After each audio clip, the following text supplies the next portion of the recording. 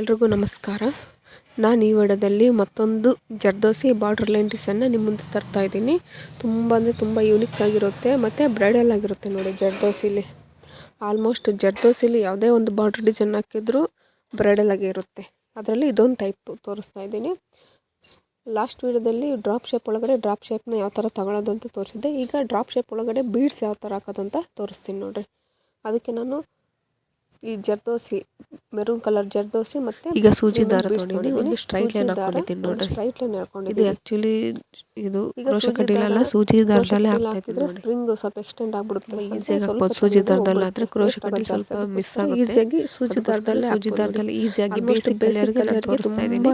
ಇದಾದ್ಮೇಲೆ ಬೇಕಾದ್ರೆ ನಾನು ಕ್ರೋಶೆ ಕಡ್ಡಿಲಿ ಬೇಕಾದ್ರೆ ಹಾಕಿ ತೋರಿಸ್ತೀನಿ. ನಾವು ಯಾವ ತರ ಸೂಜಿ ದಾರದಲ್ಲಿ ಯಾವ್ದಾಗುತ್ತೆ ಅದೇ ತರ ತೋರಿಸಿದ್ರೆ ಸಾಕಿಷ್ಟು ಈಸಿಯಾಗಿ ಆಲ್ಮೋಸ್ಟ್ ಸೂಜಿ ದಾರದಲ್ಲಿ ಎಲ್ರಿಗೂ ಬರ್ತಿರುತ್ತೆ. ಎಲ್ಲಿ ತಗೊಂಡಿರ್ತೀವಿ ಬಟ್ ಕ್ರೋಶೆ ಕಡ್ಡಿಲಿ ಮಾಡೋಕ್ಕೆ ಸ್ವಲ್ಪ ಕಷ್ಟ ಆಗ್ಬೋದು. ಅದು ಡ್ರಾಪ್ ಶೇಪ್ ಅದಕ್ಕೋಸ್ಕರ ನಾನು ಸೂಜಿ ದಾರದಲ್ಲಿ ಹಾಕಿ ಡ್ರಾಪ್ ಶೇಪ್ ಕ್ಲಾತ್ ಮೇಲೆ ಕೂರ್ಬೇಕಪ್ಪ ಅಂದ್ರೆ ಅದನ್ನ ಲಾಸ್ಟ್ ವಿಡಿಯೋದಲ್ಲಿ ಸರ್ಕಲ್ ಶೇಪ್ ಬಂದಿರುತ್ತಲ್ಲ ಬಾರ್ಡರ್ ಲೈನ್ ಹಾಕಿದ್ದು ಅದರೊಳಗಡೆ ಒಂದು ಬಟ್ ಅದರೊಳಗಡೆ ನಾವು ಈಗ 3 mm ಬೀಡ್ಸ್ ಸಲ ಒಳಗೆ ಹಾಕಿದ್ರೆ ಅದು ಸ್ಟಿಫ್ ಆಗಿ ಕೂರುತ್ತೆ. ಈ ಜರ್ದೋಸಿ ಎಲ್ಲ ಡ್ರಾಪ್ ಶೇಪ್ ಒಳಗಡೆ ನಾನು 3 mm ಬೀಡ್ಸ್ ತಗೊಂತಿದ್ದೀನಿ ನೋಡಿ. ಈ 4 mm ಅದು ತುಂಬಾ ದೊಡ್ಡದಾಗುತ್ತೆ. ಈ ಜರ್ದೋಸಿಗಿಂತ ಬೀಡ್ಸೇ ಹೈಲೈಟ್ ಆಗುತ್ತೆ. ಅದಕ್ಕೆ ಡ್ರಾಪ್ ಶೇಪ್ ಆಗೋದು 3 mm ಬೀಡ್ಸ್ ನೋಡಿ. ತುಂಬಾ ಪರ್ಫೆಕ್ಟ್ ಆಗಿ ಕೂರುತ್ತೆ. ಔಟ್ಲೈನ್ ನೀಟಾಗಿ ಕಾಣಿಸುತ್ತೆ ನೋಡಿ. ಜರ್ದೋಸಿನ ತಗೊಂತಿದ್ದೀನಿ ನೋಡಿ. ಈಗ ಮತ್ತೆ ಅದೇ ಡ್ರಾಪ್ ಶೇಪ್ ಒಳಗಡೆ ಮತ್ತೆ ನಾನು ಇನ್ನೊಂದು ಜರ್ದೋಸಿನ ತಗೊಂತಿದ್ದೀನಿ ನೋಡಿ.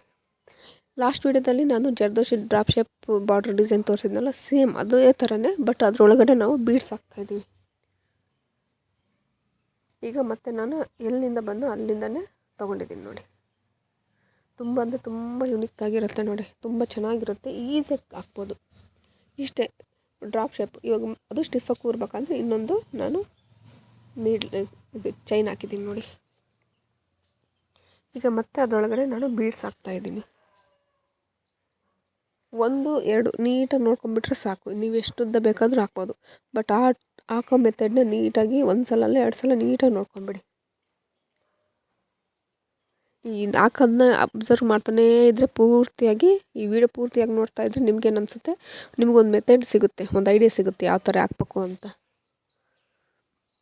ಆಲ್ಮೋಸ್ಟ್ ನಾನು ವಿಡಿಯೋ ಲೆಂತಿಯಾಗಿ ತಗೊಂಡೋಗಲ್ಲ, ಅದು ನಿಮಗೆ ಕ್ಲಿಯರಾಗಿ ಅರ್ಥ ಆಗುತ್ತೆ ಅನ್ನೋಷ್ಟಕ್ಕೆ ಮಾತ್ರ ತೋರಿಸ್ತೇನೆ ನೋಡಿ. ತುಂಬ ಅಂದರೆ ತುಂಬ ಚೆನ್ನಾಗಿದೆ ನೋಡಿ. ಇದರಲ್ಲಿ ಚಮಕಿನೂ ಬಳಸ್ತಾರೆ ಜರ್ದೋಸಿಲಿ. ಅದು ಯಾವ ಥರ ಅಂತ ನಾನು ನೆಕ್ಸ್ಟ್ ವಿಡಿಯೋದಲ್ಲಿ ತೋರಿಸ್ತೀನಿ ನೋಡಿ. ನೋಡಿರಿ ಡ್ರಾಪ್ ಶೇಪ್ ಹಾಕಿದ್ನ. ಈಗ ಅದರೊಳಗಡೆನೇ ನೀಡಲ್ ತೊಗೊಂಡು ಅದರಲ್ಲಿ ಬೀಡ್ಸ್ ಹಾಕ್ತಾಯಿದ್ದೀನಿ ನೋಡಿ.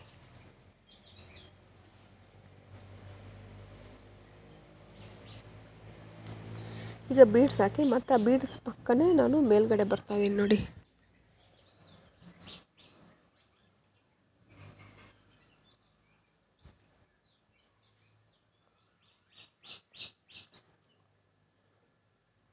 ಈಗ ಅದರೊಳಗಡೆ ಹಾಕ್ತಾಯಿದ್ದೀನಿ ನೋಡಿ. ಇದು ಆ್ಯಕ್ಚುಲಿ ಸ್ವಲ್ಪ ಸೈಜ್ ಚಿಕ್ಕದಾಯ್ತು ನೋಡಿರಿ. ಅದು ಹೆಂಗಾಗುತ್ತೆ ಅಪ್ಪ ಅಂದರೆ ನಾವು ಎಕ್ಸ್ಟ್ರಾ ಕಟ್ ಮಾಡ್ಕೊಂಡಿರ್ತೀವಲ್ಲ, ಅದರಲ್ಲಿ ಮಿಕ್ಸಪ್ ಆದಾಗ ಮಿಸ್ಸಾಗಿ ಅದರೊಳಗಡೆ ಸೇರ್ಕೊಂಡ್ಬಿಡುತ್ತೆ ನೋಡಿ. ಈ ಥರ ಮಿಕ್ಸ್ ಆದಾಗ ನಿಮಗೆ ಒಂದು ಐಡಿಯಾ ಬರಲಿ ಅಂತ ನಾನು ಅದರೊಳಗಡೆ ಹಾಕಿ ತೋರಿಸ್ತಾ ಇದ್ದೀನಿ. ಒಂದೇ ಸೈಜ್ ಆದರೆ ನೀಟಾಗಿ ಫಿನಿಶಿಂಗ್ ಬರುತ್ತೆ. ಇದು ಜರ್ದೋಸಿ ಸೈಜ್ ವೇರಿಯೇಷನ್ ಆಯ್ತು ಅಂದರೆ ಅಲ್ಲಿ ಸ್ವಲ್ಪ ಹೈಲೈಟಾಗಿ ಏನೋ ಡಿಫ್ರೆನ್ಸ್ ಕಾಣಿಸುತ್ತೆ ನೋಡಿ. ಅದಕ್ಕೋಸ್ಕರ ನಾನು ತೋರಿಸ್ಬೇಕಂತಲೇ ಚಿಕ್ಕದು ತೊಗೊಂಡಿದ್ದೀನಿ ನೋಡಿ. ಆ್ಯಕ್ಚುಲಿ ಆ ಜರ್ದೋಸಿಲಿ ಬೀಡ್ಸು ಹೈಲೈಟಾಗಿ ಕಾಣಿಸುತ್ತೆ, ಜರ್ದೋಸಿ ಕಾಣೋದಿಲ್ಲ. ಇನ್ನು ಮಿಕ್ಕಿರೋದ್ರಲ್ಲಿ ಜರ್ದೋಸಿ ಪ್ಲಸ್ ಬೀಡ್ಸು ಅಂದರೆ ಔಟ್ಲೈನಾಗಿ ಸ್ವಲ್ಪ ಲೆಂತಿಯಾಗಿ ಸ್ವಲ್ಪ ಗ್ಯಾಪ್ ಇದ್ದರೆ ಏನಾಗುತ್ತೆ, ಹೈಲೈಟಾಗಿ ಕಾಣಿಸುತ್ತೆ. ಅದ್ರ ಕೆಳಗಡೆ ಬೀಡ್ಸ್ ಕೆಳಗಡೆನೇ ಜರ್ದೋಸಿ ಇದ್ದರೆ ಲುಕ್ಕಾಗಿ ಕಾಣೋದಿಲ್ಲ. ಈಗ ಮತ್ತೆ ಇನ್ನೊಂದು ಜರ್ದೋಸಿ ತೊಗೊತಿದ್ದೀನಿ ನೋಡಿ. ಈಗ ಡ್ರಾಪ್ ಶೇಪ್ ಆಲ್ಮೋಸ್ಟ್ ಪ್ರತಿಯೊಂದೂ ಸೇಮ್ ಪ್ರೊಸೀಜರ್ ಆಗುತ್ತೆ ನೋಡಿ. ನಿಮಗೆ ಸೂಜಿ ದಾರ ಹೊಲಿಯೋಕ್ಕೆ ಬಂದರೆ ಸಾಕು, ಇದು ಖಂಡಿತ ಹಾಕ್ತೀರ ಆಲ್ಮೋಸ್ಟು. ಇದು ನಾನು ಹೇಳ್ತಿರೋದು ಬೇಸಿಕ್ ಕಲರಿಂಗ್ ಮಾತ್ರ. ನಾವು ಹೊಸ್ದಾಗಿ ಏನಾದರೂ ಕಲಿತೀವಪ್ಪ, ನಮಗೆ ಈ ಕ್ರೋಶೆ ಕಡ್ಡಿಲಿ ಬರೋಲ್ಲ ಅನ್ನೋರಿಗೆ ಇದು ಈಸಿ ಮೆಥಡ್ ನೋಡಿ. ಆಲ್ಮೋಸ್ಟ್ ಕ್ರೋಶೆ ಕಡ್ಡಿಲಿ ಕಲಿಯೋದು ಭಾಳ ಕಷ್ಟ ಅನಿಸ್ಬಿಡುತ್ತೆ, ಹೇಳೋಷ್ಟು ಸುಲಭ ಆಗೋದಿಲ್ಲ. ಬಟ್ ಪ್ರಯತ್ನ ಅಂತೂ ತುಂಬ ಇರಬೇಕು. ಯಾವುದೇ ಒಂದು ಕೆಲಸ ಮಾಡ್ತೀವಿ ಅಂದರೆ ಎಷ್ಟು ಪ್ರಯತ್ನ ಪಡ್ತೀವೋ ಅಷ್ಟು ಸಕ್ಸಸ್ ಕಾಣ್ತೀವಿ ನೋಡಿರಿ. ಪ್ರಯತ್ನ ಇಲ್ಲ ಅಂದರೆ ಯಾವುದೂ ಸಾಧ್ಯ ಆಗೋದಿಲ್ಲ. ಬಟ್ ಪ್ರಯತ್ನ ಪಡಲೇಬೇಕಾಗುತ್ತೆ. ನಾನು ಯಾರಿಗೆ ಬರೋದಿಲ್ಲ ಬೇಸಿಕ್ಕು ಅನ್ನೋರಿಗೆ ತೋರಿಸ್ತಾ ಇದ್ದೀನಿ ಅಷ್ಟೇ. ಈ ಕ್ರೋಶ ಕಡ್ಡೀಲಿ ತುಂಬ ಕಷ್ಟಪ್ಪ ಹಾಕೋದು ಅನ್ನೋರಿಗೂ ಸೂಜಿ ದಾರದಲ್ಲಿ ಹಾಕ್ಬೋದು. ಬಟ್ ವರ್ಕ್ ಏನಾಗುತ್ತೆ, ಸ್ಲೋ ಆಗುತ್ತೆ ನೋಡಿ. ನಿಮಗೆ ಬೇಕಂದರೆ ಚೈನ್ ಸ್ಟಿಚ್ ಯಾವ ಥರ ಸೂಜಿ ದಾರದಲ್ಲಿ ಹಾಕ್ಬೇಕು ಅನ್ನೋದನ್ನ ನಾನು ನೆಕ್ಸ್ಟ್ ವಿಡಿಯೋದಲ್ಲಿ ಬೇಕಾದರೆ ಅಪ್ಲೋಡ್ ಮಾಡ್ತೀನಿ. ಬಟ್ ವರ್ಕು ಫಾಸ್ಟ್ ಆಗೋಲ್ಲ, ಅದಕ್ಕೋಸ್ಕರ ನಾನು ಕ್ರೋಶ ಕಡ್ಡೀಲಿ ತೋರಿಸ್ತಾ ಇದ್ದೀನಿ. ಅದನ್ನು ಒಂದು ಸಲ ನಾನು ಸೂಜಿ ದಾರದಲ್ಲಿ ಯಾವ ಥರ ಹಾಕೋದಂತ ತೋರಿಸ್ತೀನಿ ನೋಡಿ. ಈಗ ನಾನು ಈ ಜರ್ದೋಸಿನ ಬಳಸ್ತಾ ಇದ್ದೀನಿ. ಬೇಸಿಕ್ ಕಲಿಯೋರಿಗೆ ತುಂಬ ಅಂದರೆ ತುಂಬ ಬೆನಿಫಿಟ್ ಇದೆ ನೋಡಿ. ಈಸಿಯಾಗಿ ಹಾಕ್ಬೋದು. ಈ ಥರ ತಗೋಬೇಕಾದ್ರೆ ಈ ಹೊಲಿಬೇಕಾದ್ರೆ ಏನಾಗುತ್ತೆ, ಕ್ರೋಶ ಕಡ್ಡಿ ಎಳಿಬೇಕಾದ್ರೆ ಜರ್ದೋಸಿ ಇರುತ್ತಲ್ಲ, ಸ್ಪ್ರಿಂಗ್ ಸ್ವಲ್ಪ ಟಚ್ ಆಯ್ತು ಎಳೆದಾಗ ಏನಾಗುತ್ತೆ, ಕಡೆಗೆ ಬಂದುಬಿಡುತ್ತೆ. ಆಲ್ಮೋಸ್ಟ್ ಅದು ತುಂಬ ವೇಸ್ಟ್ ಆಗುತ್ತೆ ನೋಡಿ ಜರ್ದೋಸಿ ಕ್ರೋಶ ಕಡ್ಡೀಲಿ ಹಾಕ್ಬೇಕಾದ್ರೆ. ಬಟ್ ಪ್ರಯತ್ನ ಪಡ್ಬೇಕು ಅದನ್ನು ನೀಟಾಗಿ ಹಾಕೋ ಪ್ರಯತ್ನ ಪಟ್ಟರೆ ಆಲ್ಮೋಸ್ಟ್ ಖಂಡಿತನೂ ಕ್ರೋಶ ಕಡ್ಡೀಲಿ ಜರ್ದೋಸಿನ ಹಾಕ್ಬೋದು. ಬಟ್ ಪ್ರಯತ್ನ ಪಡಬೇಕಾಗುತ್ತೆ.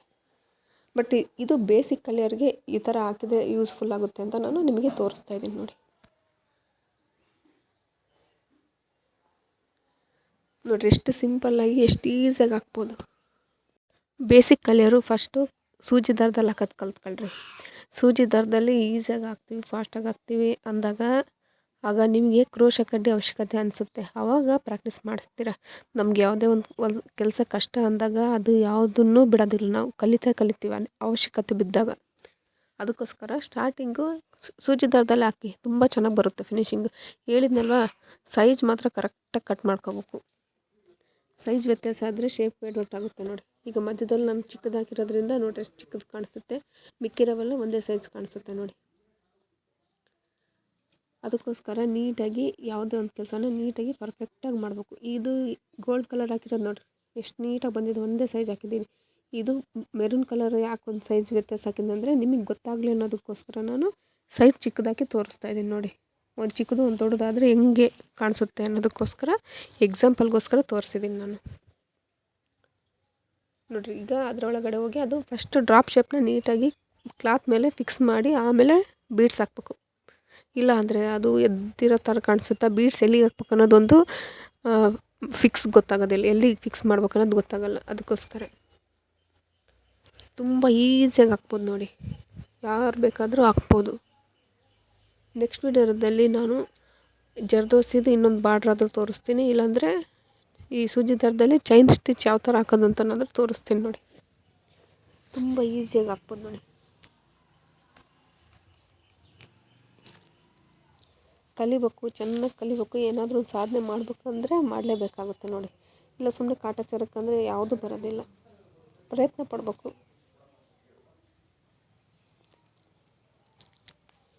ಈಸಿಯಾಗಿ ಹಾಕ್ಬೋದು ನೋಡಿ. ಪ್ರಾಕ್ಟೀಸ್ ಮಾಡಿದರೆ ಖಂಡಿತ ಬಂದೇ ಬರುತ್ತೆ ನೋಡಿ. ಬಟ್ ಪ್ರಯತ್ನ ಪಡ್ಬೇಕಷ್ಟೆ. ಎಷ್ಟು ನೀಟಾಗಿ ಕಾಣಿಸುತ್ತೆ ನೋಡಿ. ನಾನು ಗೋಲ್ಡ್ ಕಲರೇ ಹಾಕೋಣ ಅಂದ್ಕೊಂಡೆ, ಬಟ್ ಕಲರ್ ಡಿಫ್ರೆನ್ಸ್ ಇಲ್ಲ ಅಂದರೆ ಗೊತ್ತಾಗೋದಿಲ್ಲ ಅನ್ನೋದಕ್ಕೋಸ್ಕರ ಮೆರೂನ್ ಕಲರ್ ತೊಗೊಂಡು ಗೋಲ್ಡ್ ಕಲರ್ ಮಣಿ ತೊಗೊಂಡಿದ್ದೀನಿ ನೋಡಿ. ಸುಮ್ಮನೆ ಕುತ್ಕೊಂಡ್ರೂ ಟೈಮ್ ಹೋಗುತ್ತೆ, ಮಾಡಿದರೂ ಹೋಗುತ್ತೆ. ಅದಕ್ಕಿಂತ ಬೆಟ್ರ್ ಏನು ಮಾಡಬೇಕು. ಕೆಲಸ ಮಾಡಿದ್ರೇ ನಮಗೊಂದು ಬೆಲೆನೂ ಸಿಗುತ್ತೆ, ಮತ್ತು ಆ ಕಷ್ಟಕ್ಕೆ ಪ್ರತಿಫಲನೂ ಸಿಗುತ್ತೆ ನೋಡಿ. ನೋಡಿರಿ ಎಷ್ಟು ನೀಟಾಗಿ ಬರ್ತಿದೆಯಲ್ವಾ. ತುಂಬ ಅಂದರೆ ತುಂಬ ಯೂನಿಕ್ ಆಗಿರುತ್ತೆ ನೋಡಿರಿ. ಇದು ಜರ್ದೋಸೆ ಒಳಗಡೆ ಬೀಡ್ಸ್ ಬರೋದು.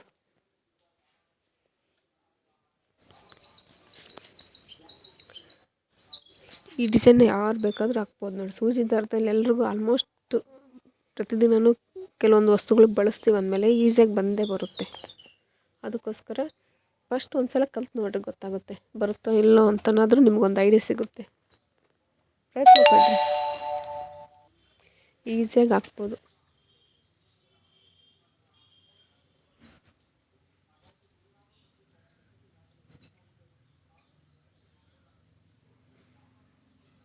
ನೀಟಾಗಿ ಕರೆಕ್ಟಾಗಿ ಡ್ರಾಪ್ ಶೇಪ್ ಬರೋಂಗೆ ಹಾಕಿ, ಅದು ಎಲ್ಲಿಂದ ಸ್ಟಾರ್ಟ್ ಆಗಿರುತ್ತೋ ಅಲ್ಲಿಗೆ ಹೋಗಿ ಒಳಗಡೆ ಹೋದಾಗ ಅದು ಎರಡು ಮ್ಯಾಚ್ ಆಗಬೇಕು. ಆವಾಗ ಡ್ರಾಪ್ ಶೇಪ್ ನೀಟಾಗಿ ಬರುತ್ತೆ.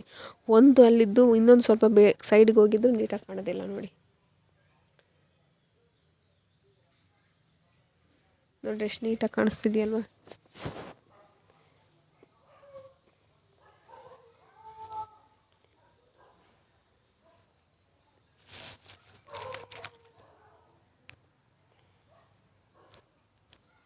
ಈ ಮೊಬೈಲಲ್ಲಿ ನೋಡೋದಕ್ಕೂ ಕಡೆಯಲ್ಲಿ ನೋಡೋದಕ್ಕೂ ತುಂಬ ಡಿಫ್ರೆನ್ಸ್ ಅನಿಸುತ್ತೆ ನೋಡಿ.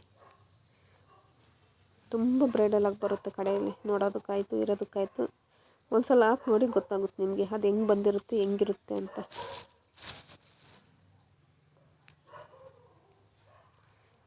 ಸೂಜಿ ದಾರ ತಗೋಬೇಕಾದ್ರೆ ಸ್ವಲ್ಪ ಕಡಿಮೆ ತೊಗೊಳ್ಳಿ. ನಾನು ಆ್ಯಕ್ಚುಲಿ ಜಿಗ್ಜಾಗ್ ವೇರ್ ತೊಗೊಂಡಿದ್ದೀನಿ. ನೀವು ಬೇಕಾದರೆ ಸೂಜಿ ದಾರನೇ ತಗೊಂಡು ಹಾಕ್ಬೋದು, ಏನು ತೊಂದರೆ ಇಲ್ಲ, ಯಾವ್ದು ಬೇಕಾದರೂ ಹಾಕ್ಬೋದು. ಬಟ್ ನಾನು ಜಾಸ್ತಿ ಜಿಗ್ಜಾಗ್ ವೇರ್ ಬಳಸೋದ್ರಿಂದ ನನಗೆ ತುಂಬ ಬೇಗ ಕೆಲಸ ಆಗುತ್ತೆ ಅನ್ನೋದಕ್ಕೋಸ್ಕರ ಬಳಸ್ತಾ ಇದ್ದೀನಿ ಅಷ್ಟೇ. ನೋಡಿರಿ ಇದು ಒಂದು ಲಾಸ್ಟ್ ಹಾಕಿರೋದು ಎಷ್ಟು ನೀಟಾಗಿ ಬಂದಿದೆ ನೋಡಿ. ಈಗ ಈ ವರ್ಕ್ ಇಲ್ಲಿಗೆ ಮುಗಿಸಿದ್ದೀನಿ ನೋಡಿರಿ, ಎಷ್ಟು ನೀಟಾಗಿ ಬಂದಿದೆ ನೋಡಿ. ಇದು ಸೆಂಟ್ರಲ್ಲಿ ಚಿಕ್ಕದಾಗಿರೋದ್ರಿಂದ ಎಷ್ಟು ಹೈಲೈಟಾಗಿ ಕಾಣಿಸುತ್ತೆ ನೋಡಿ. ಈ ಡಿಸೈನ್ ನಿಮ್ಗೆ ಇಷ್ಟ ಆದರೆ ಲೈಕ್ ಮಾಡಿ, ಶೇರ್ ಮಾಡಿ, ಸಬ್ಸ್ಕ್ರೈಬ್ ಮಾಡಿ. ಧನ್ಯವಾದಗಳು.